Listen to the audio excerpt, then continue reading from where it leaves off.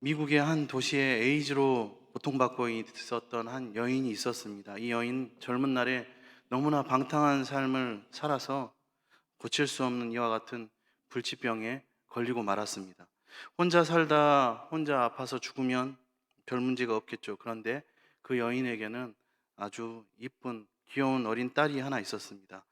이 딸이 교회를 다녔는데 교회에 가서 엄마가 이렇게 힘든 상황에 있고 죽게 된 사실을 울면서 목사님에게 말씀드리면서, 목사님, 우리 집에 한 번만 오셔서 우리 엄마를 만나 주세요, 이렇게 요청했습니다.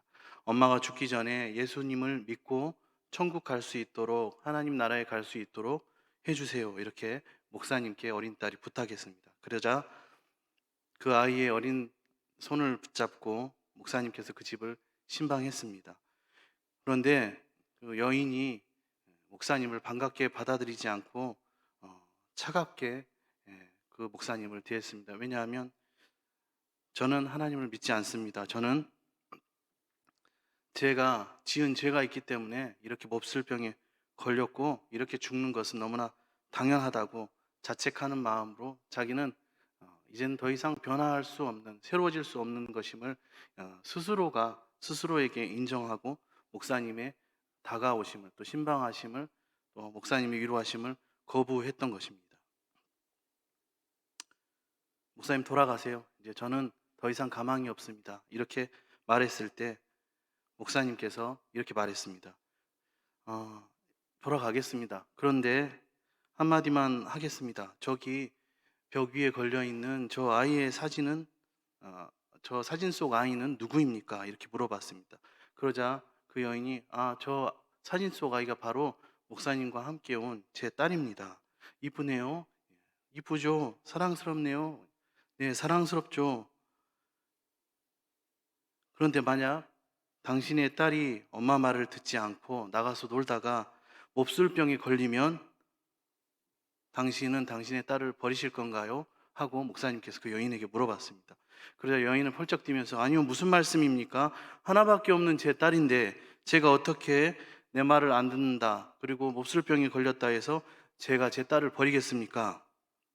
아무리 몹쓸병에 걸렸더라도 제 딸입니다. 사람이라면 그렇게 할 수가 없죠, 이렇게 목사님께 말했습니다. 그때 목사님께서 말씀하셨습니다. 당신은 하나님의 그런 딸입니다. 하나님의 말씀을 듣지 않고 살다가 때로는 어긋나고 몹쓸병이 걸렸지만 지금이라도 회개하고 돌아오면 하나님은 안아주십니다. 당신이 당장이라도 당신의 딸을 안아주는 것처럼 동일하게 하나님은 당신을 그렇게 안아주십니다. 비록 우리는 죄인이지만 예수 그리스도를 바라보고 영접할 때 하나님이 주시는 놀라운 구원을 얻습니다. 이렇게 그 여인에게 알려주었습니다. 그리고 그 여인은 그 말을 받아들였습니다. 오늘 말씀의 배경은 이스라엘 백성들이 약속의 땅 가나안을 향해서 걸어가는 여정 가운데서 에돔 땅을 지나쳐 빠른 길로 가려 했지만 뜻대로 되지 않는 상황입니다. 그래서 본문 앞에 보면은 상반전도 있지만 민수기 20장 14절에서 17절 앞장의 내용에 보면 이러한 내용들이 나오고 있습니다. 약속의 땅 가나안으로 들어가려면 에돔 땅을 가로지르면 되는데 이게 쉽지가 않았던 것입니다. 그래서 모세는 우리가 일찍이 한 형제였고 에돔을 향하여서 말하기를 한 가족이었다. 그런데 우리가 지금 이스라엘이 많은 어려움을 겪었는데 이제 너희들이 우리에게 한 형제인 족속이니까 자비를 베풀어서 우리를 빨리 지나가게 하라. 하나님이 우리를 구원하셨고 하나님이 우리와 함께 하신다. 그렇기 때문에 에돔 너희들은 우리에게 호의를 베풀어 달라고 모세가 부탁합니다. 그러나 그 결과는 우리가 잘 아는 것처럼 에돔은 거절했습니다. 완곡하게 거절한 것도 아니고 완강하게 거부했습니다. 에돔은 모세의 요청을 거절하고 그러면 대가를 지불하게 될 것이다 라는 모세의 또 한 번의 요청과 권면에도 그들은 대응하기를, 이제는 무력을 앞세워서 대응합니다. 그래서 어쩔 수 없이 이스라엘은 이들과 대항하여 싸우지 않고 우회하는 길을 택하게 되었습니다. 얼마든지 수적으로는 우위에 있고 전쟁의 승리를 자신할 수 있었지만 형제 나라를 대적하고 싸우는 것은 옳지 않다고 판단하고 다시 홍해길을 따라서 남쪽으로 돌아가는 길을 택했습니다. 이러한 배경이 있는데 힘든 일이 있으면 때로는 쉬운 일도 뒤따라야 하는데 설상가상이라는 말처럼 어려운데 어려운 일이 또 겹쳐집니다. 지름길을 두고 에돔 땅을 삥 돌아서 가나안으로 향하여 가면서 네겝이라 하는 지방을 지날 때였습니다. 네겝 지방에 거주하던 가나안 사람 아랏의 왕이 이 이스라엘의 행군 소식을 듣게 됩니다. 그리고 그들은 이스라엘을 기습해가지고 몇몇을 포로로 잡아갑니다. 이렇게 기습을 당한 이스라엘 백성들이 여호와 하나님께 이제 부르짖었습니다. 이제껏 이스라엘이 의도적으로 누구를 대적하거나 공격하지도 않았고 맞서지도 않았는데 에돔 사람들이 형제였던 민족들이 무례하게 대할 때도 아무 말 없이 그들을 대적하지 않고 물러나서 우회하던 그들이었는데 이 아랏 왕의 공격 앞에 가나안 사람 앞에 이스라엘 백성들이 이제는 하나님께 더 이상 견디지 못하고 부르짖게 되는 배경인 것입니다. 작은 불행이 있었지만 그러나 이스라엘 백성들에게 이 일은 큰 믿음의 각성을 일어나게 했습니다. 작은 고난이었지만 이스라엘로 하여금 자신들이 이제 하나님의 백성임을 다시 한번 생각하고 깨닫게 했습니다. 그들은 여호와께 소원하고 이제 이 가난한 사람들과 싸우기로 결정했습니다. 만약 하나님께서 그들을 격퇴하도록 허락해 주시면 그들을 전적으로 파멸시키고 하나님께 제물로 올려드리겠다고 소원하게 된 것입니다. 그리고 하나님은 이스라엘의 이 기도를 바로 들어주십니다. 기습을 당한 이스라엘이 반격에 나서서 아랏의 성읍들을 다 멸하고 그곳 이름을 이제 하나님께서 멸하셨다, 파멸의 의미를 가진 호르마라라고 부릅니다. 오늘 본문 바로 위에 21장 3절에 보면 그 하반절에 그곳 이름을 호르마라 하였더라 이렇게 말씀하고 있습니다. 그런데 지금 승리를 거둔 이 호르마는 어떤 곳일까요? 그것은 40년 전에 민수기 14장 45절에 보면은 이러한 내용이 있는데 40년 전에 그들이 하나님의 말씀을 거역하고 가나안과 싸우다가 패배한 곳이 바로 이 호르마라는 곳이었습니다.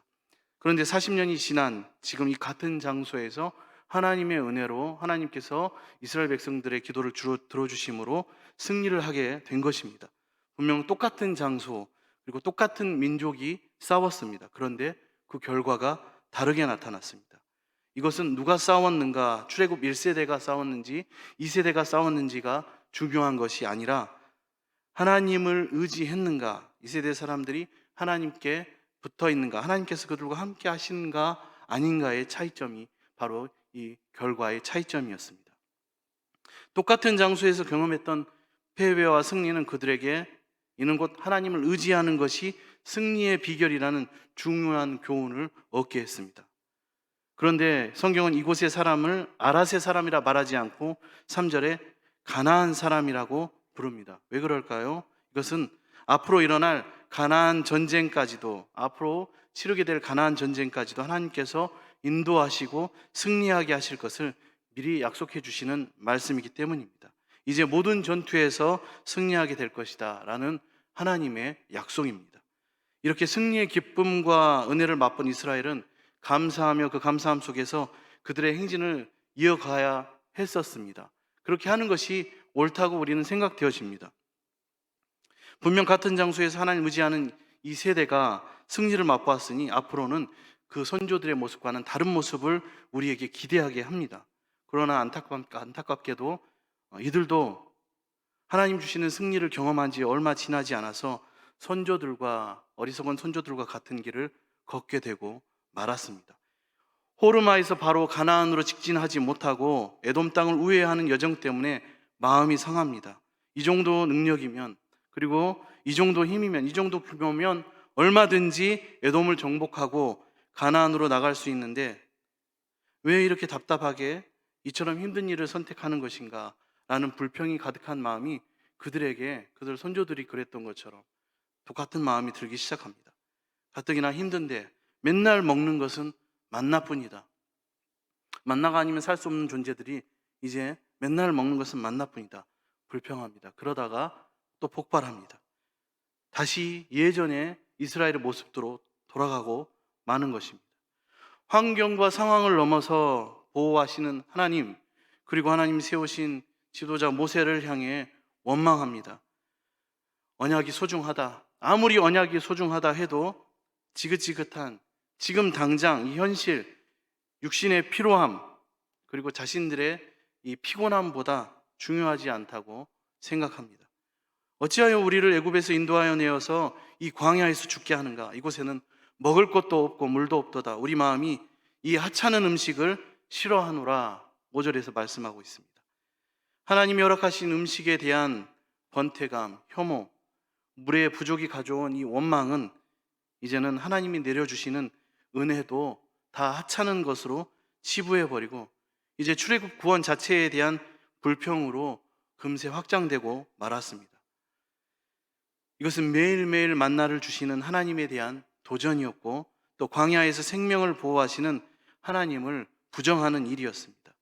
전적인 하나님의 능력으로 아랏의 가나안 족속을 격파한 승리가 주는 이 감사한 마음도 순식간에 다 식어버렸고 이스라엘이 또 다시 완악해지는 순간입니다. 40년을 걸었는데 이쯤 걸었으면 하나님 이제 그만 걸을 때도 되지 않았습니까? 이만하면 가나안에 수월하게 이제 들어갈 때도 되지 않았나요? 이 정도 훈련 받았는데 에돔도 피해서 아랏 사람도 이긴 이쯤에서 이제 우리가 가나안으로 바로 들어가야 하지 않겠습니까? 전쟁도 이기고 하나님께 다 드렸는데 이쯤이면 먹을 것, 마실 것 풍족하게 누리며 살아도 되지 않겠습니까? 하나님 너무나 박하십니다. 이러한 불평의 마음이 지금 이 이스라엘 사람들에게 생겨난 것입니다. 풀 한 폭이 먹은 물 한 방울 나지 않는 아무것도 없던 척박한 땅 이 광야에서 이스라엘 백성에게 만나를 주시고 구름 기둥과 불 기둥으로 보호하시는 하나님의 은혜를 망각하고 이제껏 지금 살아온 것이 이만큼 자기들이 이렇게 살아온 것이 바로 나의 능력, 자신들의 능력으로 먹고 마시고 버텨왔다고 생각하는 잘못을 범하고 있는 것입니다. 때로는 오늘을 살아가는 우리의 믿음과 신앙도 이럴 때가 있습니다. 하나님, 40여 년 이와 같이 지냈으면 되지 않았습니까? 이 정도 되었으면 이제 제가 가지고 있는 이 문제가 풀릴 때도 되지 않았나요? 이 정도 되었으면 우리 교회가, 이 정도 되었으면 우리가 섬기는 선교지가 이제 부흥할 때도 올 때도 되지 않았습니까? 민족의 이 나라의 부흥이 이제는 하나님 이루어질 때가 되지 않았습니까? 우리는 아무것도 하지 않고 때로는 하나님께 회복과 부흥을 요구할 때가 있습니다. 모든 것이 하나님의 인도하심이었고 사랑이었고 지켜주심과 보호하심이었고 베푸심이었는데 이제는 나의 능력으로 이렇게 저렇게 버텨오고 살아왔다고 생각합니다. 여전히 우리의 삶이 힘들고 지쳐서 하나님 이쯤이면 이제 축복하시고 은혜 베푸실 때가 되지 않았느냐 현실을 부정하고 하나님께 따집니다. 여기서 우리는 한 번 택함을 받은 그리스도인이라 할지라도 그의 신앙 여정은 고난의 연속임을 알 수가 있습니다. 아니 반드시 알아야 합니다. 어느 한 사람만 그러는 것이 아니라 모든 성도들의 믿음의 여정이 바로 이 광야의 여정과 같습니다. 다만 그 가운데 내게 주신 그 상황 중에 내가 감사할 것인가 불평할 것인가는 바로 오늘 우리의 믿음의 선택에 달려 있다는 것입니다. 확실한 것은 하나님은 모든 수단을 통해서 우리를 인도하시고 우리의 삶을 주장하신다는 사실입니다. 하나님은 가나안을 그들에게 공짜로 허락하지 않으셨습니다. 끊임없는 고난과 역경, 이 모든 것을 잘 버티고 이겨낸 뒤에 얻게 하심을 직접 이스라엘에게 가르치고 계십니다. 광야 생활은 처절한 중에도 철저하게 믿음을 단련하는 시간이었습니다. 우리도 이를 깨달아서 영적인 가나안 땅을 얻고 가정과 내가 속한 교회 공동체와 우리의 민족의 회복과 부흥의 축복을 누리기를 축복합니다. 그러나 여전히 이스라엘 자손은 출애굽의 주체가 하나님이심을 믿지 못하는 상황이었습니다. 오래 참으셨던 하나님은 이제 그들에게 불뱀을 보내서 그들을 징계하십니다. 한번 물릴 사람은 불에 타는 듯한 고통을 느끼면서 서서히 죽어가고 엄청난 사망자와 부상자들이 속출하고 나서야 이스라엘 백성은 이제 회개하는 마음이 들었고 지도자 모세를 찾아가서 중재를 부탁하게 됩니다. 하나님과 우리 사이에 중보 기도를 요청하게 된 것입니다. 지금까지 모세는 백성들이 끊임없는 원망의 대상이었습니다. 왜 우리를 이렇게 힘들게 하는가? 이렇게 끌어내어서 이렇게 힘든 삶을 살아가게 하는가? 지도자로 부름을 받았지만 지금까지 백성에게 온전한 지도자로 인정받지 못한 사람이 모세였습니다. 그런데 이번만큼 달랐습니다. 백성이 찾아와서 이 힘들고 어려운 역경 가운데 모세에게 기도를 부탁하게 된 것입니다. 불행을 통해서 하나님이 세우신 지도자의 권위가 드러나게 되었습니다. 중요한 순간에 하나님과 자신들 사이의 중보자가 되어줄 사람은 모세밖에 없다는 것을 깨닫게 되었습니다. 하나님은 그렇게 모세의 기도를 들으셨고 놋뱀을 장대 위에 달게 하십니다. 놋으로 불뱀의 형상을 만들어서 장대 위에 달게 명령하셨습니다. 여호와 하나님의 말씀대로 모세는 놋뱀을 만들어서 장대 위에 달았습니다. 그리고 놋뱀을 쳐다본 자만이 살게 하십니다. 다르게 말하면 그 놋뱀을 보지 않은 자는 다 죽었다는 말씀입니다. 놋뱀의 신비한 능력이 있었기 때문에 그런 것이 아닙니다. 하나님의 말씀을 믿고 순종한 사람들만이 살았다는 의미입니다. 은혜가 있고 없고 그리고 믿음이 있고 없고는 우리가 어떤 마음으로 하나님의 말씀을 받느냐에 달려 있습니다. 우리가 들으려 하지 않고 또 우리가 행하려 하지 않는데 하나님의 말씀이 무슨 소용이 우리에게 있겠고 우리를 위하여 예비하신 은혜와 축복이 다 무슨 소용이 있겠습니까? 하나님은 우리에게 은혜를 허락하셨는데 내가 원하는 것만 또 내가 바라는 것만 은혜고 내 욕심과 다른 하나님의 계획은 은혜가 아니라 생각하는 이기적인 생각과 불평과 원망은 곧 멸망하는 자들의 습관과 같고 구원을 얻지 못하는 자의 모습과 같음을 우리는 오늘 말씀을 통해서 깨달아야 합니다. 지금 우리가 사는 것이, 오늘을 살아가는 것이 바로 은혜입니다. 지금 내가 숨을 쉬는 것이 바로 하나님의 은혜입니다. 지금 예배하는 이 자리도 하나님의 사랑을 다시 한번 확인하고 돌아가는 축복의 자리고, 삶의 자리에서 치열한 영적 전쟁을 벌인 후에 지치고 상처 입은 마음으로 이곳에 자리한 사람들에게는 하나님의 위로하심과 돌보심을 경험하고 맛보는 은혜의 자리가 바로 우리가 앉아있는 이 자리입니다. 지금 당장의 고난은 우리를 힘들게 하고 지금 당장의 어려움은 우리를 고통스럽게 하지만 고통의 순간, 녹록지 않은 순간, 그리고 모든 것을 다 포기해버리고 낙심하고 싶은 이 순간에 우리가 어떤 선택을 하느냐에 따라서 우리의 모든 상황이 변화될 수 있고 바뀔 수가 있습니다.